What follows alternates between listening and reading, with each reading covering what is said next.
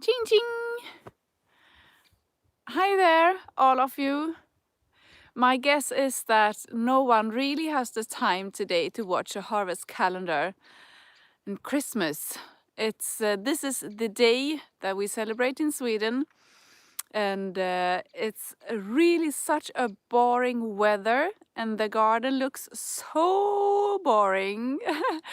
And I am a bit tired, but everything is okay, and we have had such a lovely morning today. The kids woke up very early, of course, and then we had a late breakfast and some preparations in the kitchen. And this is very unusual, being me and like dressed up, and I put on some makeup. Today, usually I don't have time to do anything about my like dressing and myself until after our Christmas lunch. God jul Turid! But I guess this is what happens when the kids are a bit older and you don't have to follow them to the toilet and everything. Yeah, so it's quite unusual, and I wear colorful clothes today, and we have been on our Christmas walk, and this is a tradition that we have in my family. I am brought up on an island outside Gothenburg, and we usually, the whole family, before lunch, we go for a walk just around the beach and cliffs. It's beautiful, but we used to have very boring weather too. I would say it's like 6 or 8 degrees in the Celsius in the air right now. And we have kept this tradition with the walk now when I have my own family. So we go a quite short walk actually with the dog. He's here. He's been swimming. And the kids have had their bikes. Our youngest, we have 4 kids, and the youngest is 3 years. So it's a bit tricky to choose the length of the walk so that everyone is pleased. But now everyone is indoors, and we are going to start preparing for our Christmas lunch with a lot of dishes, and it will take a while to prepare, and then it will take a while for me and Philip to eat as much as we want, but the kids are finished long before us. And then at 3 o'clock, it's Donald Duck, traditional Swedish a Swedish tradition to watch Donald Duck on TV at 3 o'clock Christmas afternoon. But as you may know, I do have this harvest calendar, and you have followed me, some of you, all month long, except a few days when I was away. So I have almost made it, you know, to harvest different varieties of vegetables each day. If it was not for the case that I was sick a few days, I would have harvested like double, well, let's say parsnips twice this month. But well, I managed to, now since I was away a few days, to harvest some different vegetables. I can tell you the green kale I harvested yesterday. It was perfect. I made this stew from my dad late in the evening yesterday, and the red cabbage I harvested the day before. It was superb also. But today I brought this with me, a knife and this, I don't know what you call it, this tree thing. Where I cut vegetables on, prepare them for like cooking. And there's one thing that I have like stared at for the last couple of months, and that is this kohlrabi. It's a giant kohlrabi, and I just seem to forget the name of this variety. It's this, it's a super schmelz. Brain worked. And super schmelz, it's a very big variety. I'm not sure if it's okay to eat. That's the problem. And to be honest with you, here comes a few of the neighbors. I'll show you the kohlrabi. No, it's not the secateurs. I was thinking about, Pat, this one. What is that? In English, this is a secateur and this is a knife. But this one, you should use it in the kitchen. Here's the kohlrabi. And cutting board, thank you. And of course, it has different names. This is I mean, it's super heavy. I think I will have to put the camera down and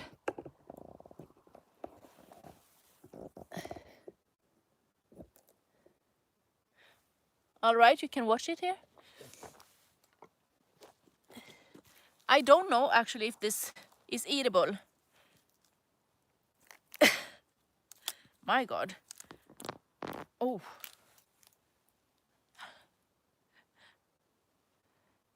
Lots of worms in here.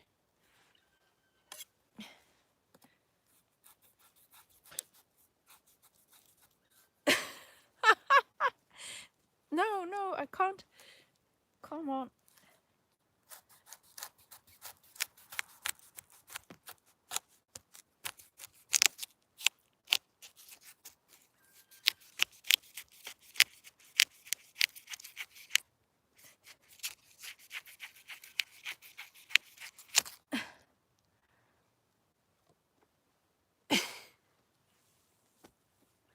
Oops.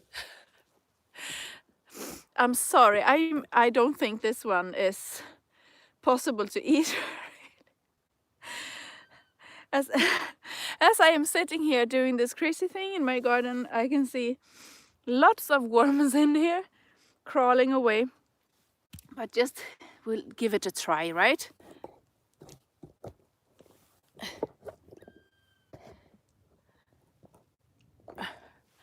So it's a huge kohlrabi. It smells okay. What worries me is this. You see the brighter parts here, it looks like ice. And that is a sign of like damaged parts from when the vegetable has been freezing.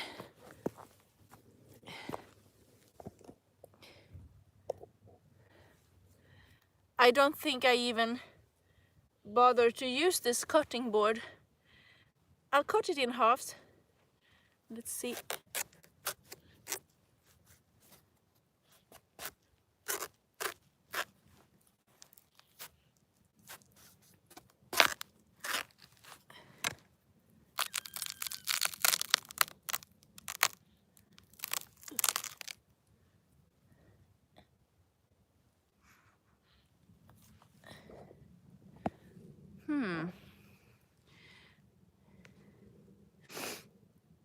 I usually don't eat like kohlrabi in this size. Don't know what to think about it really.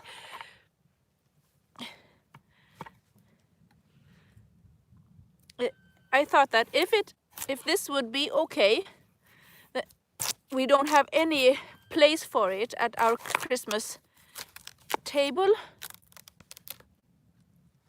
But if it's okay, I could bring it to. We have a party in our small village with only a few houses, and if it tastes okay, I could like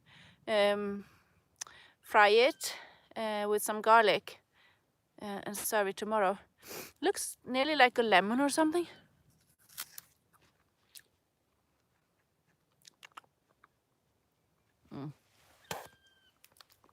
No. It's not very tasty. It's I think I have to admit that the size is very impressive, but taste is not very impressive. I don't know, but like if rabbits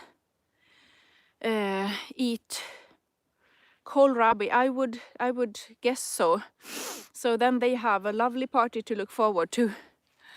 But no, this size of the kohlrabi in December was not a hit in my garden, unfortunately. But you never know, right? So I have this kohlrabi, but I am also going to do a salad bowl with kale and oranges. And I think I will go for that for today instead, because the kohlrabi was a failure. I thought about this morning if I would bring you out together with me in my polytunnel early this morning, because I was out harvesting the corn salad for breakfast too, but I didn't. So I have already been out in my garden harvesting, but without you. But let's see what we can find here.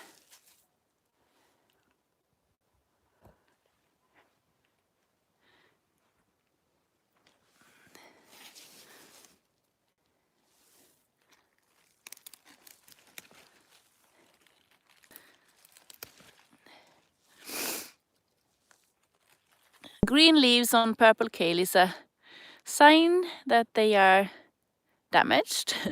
So I don't choose that part. I think I will have to change the title for this video, since the kohlrabi was not very good.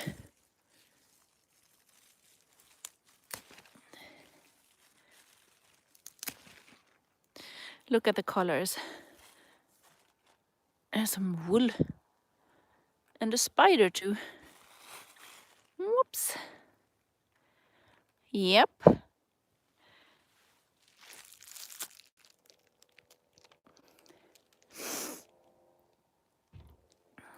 So, the purple kale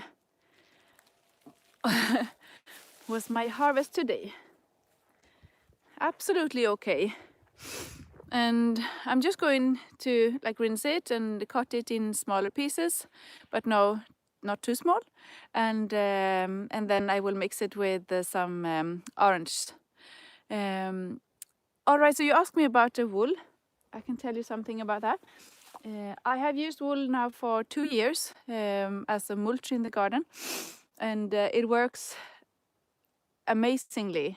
I also have a water hose underneath the wool, so that in case of very dry weather, I can water in a good way without the water, to disappear in the air. So the wool actually is like a thick layer that keeps the moist in the soil. So it's very, very good. It's when I have the wool on top of the garden bed like this, you see over here, it will take years for it to break down. But I also have had wool as a layer of mulch in my polytunnel, and then I had wool close to the soil, and then I had grass clippings or leaves on top of it. So when there's wool only, it will take longer time for it to decompose. And if I have wool and some other things on top, it will take only a year, not even that, for the wool to break down and to become like soil. And that was, to me, was quite an important knowledge, actually. So what I have done, I'll leave that for a minute. Oh. I'm going to keep it very short today, because I should be indoors in the kitchen making food along with my husband. So you see here I have made this is the new area of my kitchen garden. So it's 5 beds, and 3 of them I have already mulched with the grass clippings and leaves, grass clippings, and over here I also have the wool. But in this bed then I want to make the wool to decompose quicker, so I covered it also with a layer of leaves. And there are so many things, you know, in a garden you learn all the time. And whoops, you have to do, I think, a lot of mistakes to make things a success. And I have made so many bad things in my garden with different techniques on how to mulch the garden and how to dig down compost and lots of things. But if you don't make the mistakes, then you can never succeed with anything. That's how I see it. And I keep on learning. And it's very important for me not being afraid of mistakes, as long as I also have the good things. Now, my dear friends, I am going to say Merry Christmas to all of you, and thank you for being my company in the garden always, on YouTube and at sarahbackmo.com, at my garden blog and Instagram and everything. So I hope that you have a really nice Christmas wherever you are, spending it with family or other people that loves you. I have my family indoors, and I'm going to take care of them now. And if we are lucky, we will have a visit this evening from Santa. Well, my dear friends, Kohlrabi in December, no hit, but the purple kale, lovely. Have a nice evening, all of you, and I'll see you in a few days. I am taking some time off now, and I will be back in my English channels in the beginning of January. So there will be no new blog posts at the blog for a few weeks, but I'll see you in the beginning of next year. So Merry Christmas and a Happy New Year to all of you wherever you are. Bye bye.